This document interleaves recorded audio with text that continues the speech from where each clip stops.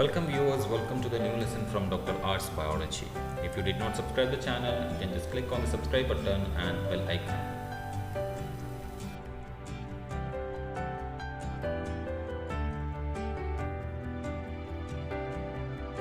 Welcome students, in this lesson we will be just discussing about the digestion of carbohydrate. Okay. So we will be just discussing part by part in this lesson. The first we will be just discussing the digestion of carbohydrate in vertebrates, then in invertebrates, then digestion of cellulose.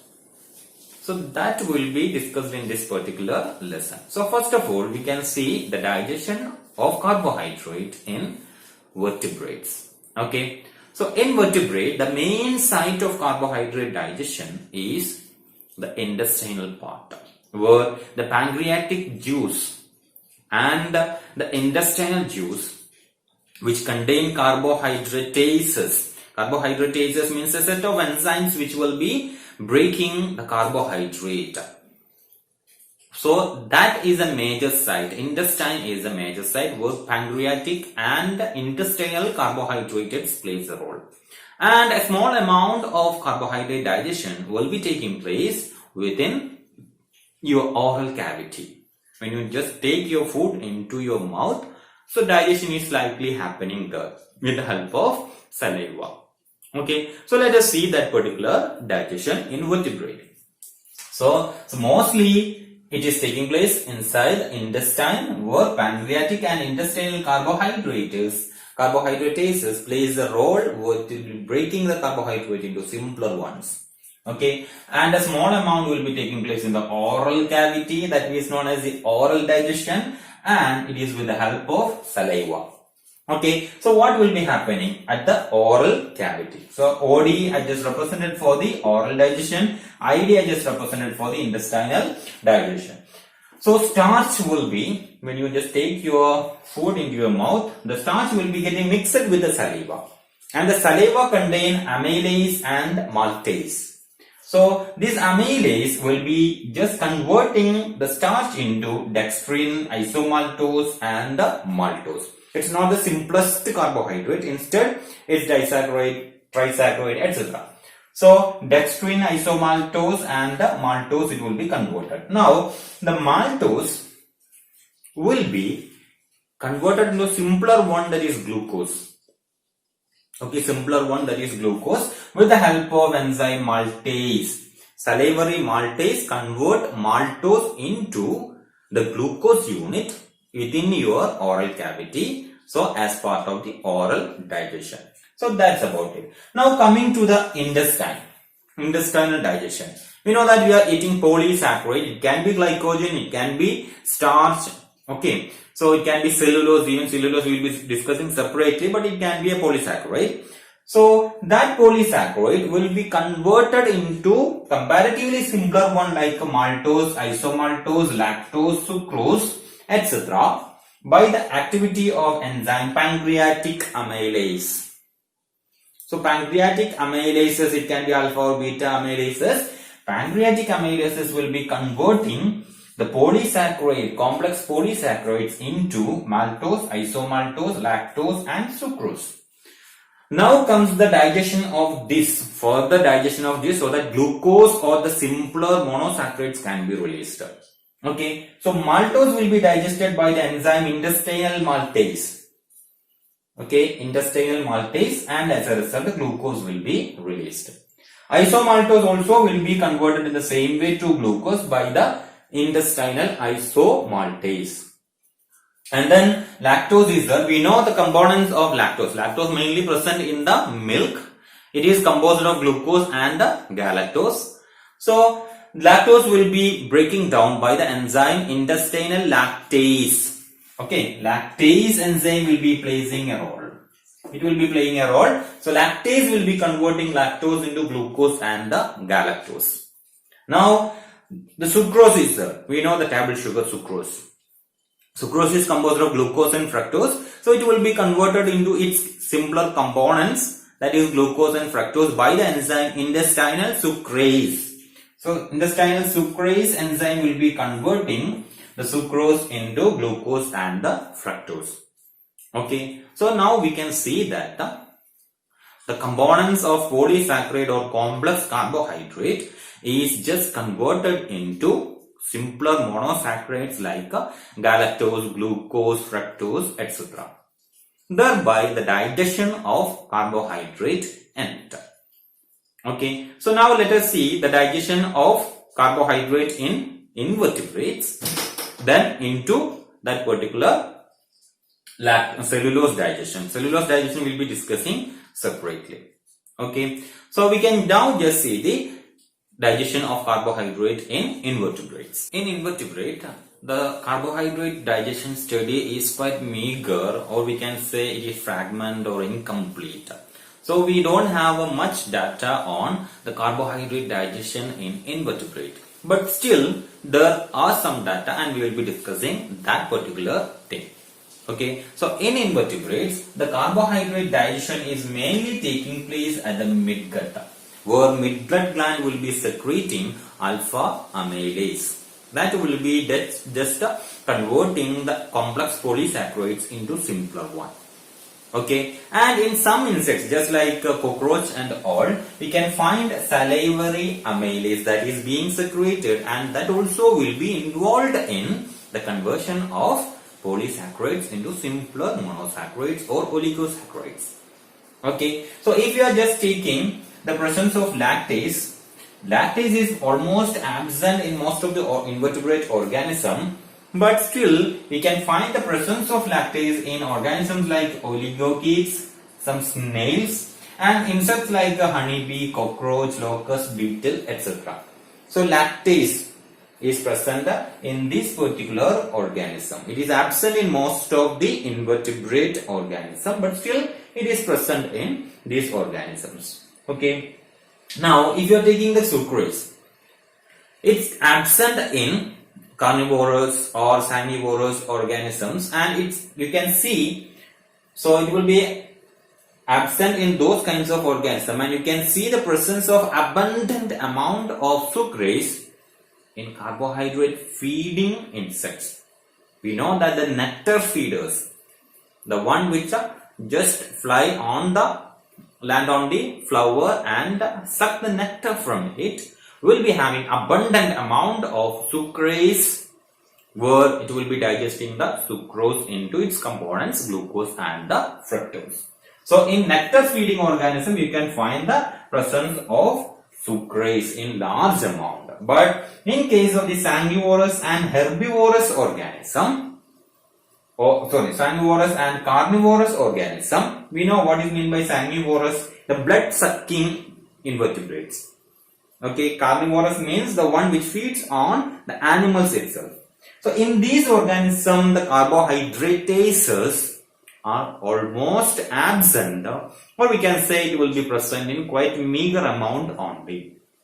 Okay, so sanguivorous and carnivorous invertebrates have less amount of carbohydratases. Okay, all groups of carbohydrate digesting enzymes are almost absent, or it's present in quite meager amount only. If you are taking the herbivorous organisms, especially herbivorous gastropods, etc., we can find the large amount of enzyme amylase. Okay, so large amount of amylase will be present in herbivorous gastropods and other herbivorous organisms. Okay, and finally we can see that trehalase. We know trehalose. It's a kind of non-reducing sugar.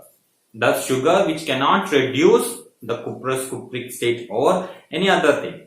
That kind of sugar is known as the non-reducing sugar, and trehalose is an example for non-reducing sugar, and it's a component of fungi.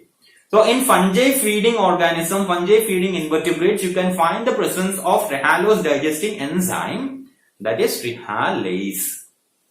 Okay, so you can find it in some insects and invertebrate like earthworm, etc. We can find the presence of trehalase. So that's about different carbohydrate digestive enzymes in invertebrates. Okay, so how these enzymes are playing a role, we already discussed in the vertebrate, because we know that amylase, polysaccharide, is converted into oligo or monosaccharides. Okay, lactose is converted into glucose and galactose by lactase. Just like that, we have already discussed in the vertebrate digestion. So I am not repeating the role of the enzyme here. Instead, I am just having the idea, giving you the idea about what are the different types of carbohydrate digesting enzymes present in different types of invertebrates. Okay, now let us move to the cellular digestion, that is, cellulose digestion that is taking place within the vertebrate and the invertebrate organisms. Cellulase and the cellobiase are the two enzymes which are involved in the digestion of cellulose. And we can see that in most of the invertebrate and in all vertebrate, these two enzymes are absent. But still we can see that most of the vertebrate herbivorous organisms are depending upon the plant material where cellulose is abundant. And invertebrates are also herbivorous in nature, most of them. And that also depends upon the cellulose rich plant material. But how it is possible in the absence of cellulose and cellulase and the cellobiase? So we can see some symbiotic organisms that are helping this particular cellulose digestion. So let us see the digestion of cellulose. Okay. So there are mainly, I told you, there are mainly two enzymes, cellulose and the cellobiase. Cellulase and the cellobiase. Cellulose will be digesting the cellulase will be digesting cellulose into cellobiose. The disaccharide that is resulting from the cellulose digestion, hydrolysis of cellulose, is known as the cellobiase. So it will be two glucose unit linked through beta-1,4 glycosidic linkage. So cellobiase, and then this cellobiase will be hydrolyzed to its individual component, that is nothing but the glucose, by the enzyme cellobiase. So that is how the cellulose digestion is taking place. But still we can see that it is absent in all invertebrates and it is present in only some of the invertebrate where they are eating wood particles or pepper eating insects like shipworm and silverfish. You can find true cellulose and cellobiase enzyme in them. That is not produced by the symbiotic organism, rather it is produced by the organism itself, like a silverfish and a shipworm. Okay. Now, this cellulose digestion in all vertebrates and most of the invertebrate is with the help of symbiotic microorganism, as I told you. Let us see what are the different types of microorganisms which are involved. You can see the association that you are learning in case of the termite and trichonympha. Trichonympha is a kind of protozoan which will be residing within the termite digestive tract and it will be helping the termite for the cellulose digestion. So the association termite and trichonympha is the best symbiotic association that can be represented for the digestion of cellulose. Now, in case of higher organism, we can see non-ruminant mammals and also some snails that will be digesting cellulose with the help of symbiotic bacteria that are inhabiting in their digestive tract. And in case of the ruminant mammals, along with the bacteria, protozoans also will be helping in the digestion of cellulose. Now the question is, where are the sites within the higher organism where this cellulose digestion taking place? In case of the ruminant animals, we can see that it is within the rumen itself. And in case of some other mammals, it will be in stomach. And some it will be in cecum. We know the cecum. Cecum is the area where you can find large amount of symbiotic bacteria. Okay, so cecum, that is the part of the digestive tract. So these are the three main areas where symbiotic cellulose digestion is taking place in vertebrate and invertebrates. And in invertebrate you can find different regions. Okay, so that's about cellulose digestion. What you have to keep in mind with regard to cellulose digestion is the name of two enzymes which is taking place in the, or which actually plays a role in the cellulose digestion, and which are the organism which has the cellulose digesting enzyme, and how different vertebrate and invertebrate organisms are symbiotically digesting the cellulose, and what are the sites where cellulose digestion is taking place. Okay, now let us move to the absorption of carbohydrate. We have so far learned about the digestion of carbohydrate in vertebrate, in invertebrate, and then cellulose digestion in both vertebrate and invertebrate. So digestion part of the carbohydrate is over. Now let us see how this carbohydrate will be absorbed and where it will be absorbed. What are the sites in the digestive tract where the carbohydrate will be absorbed? Okay.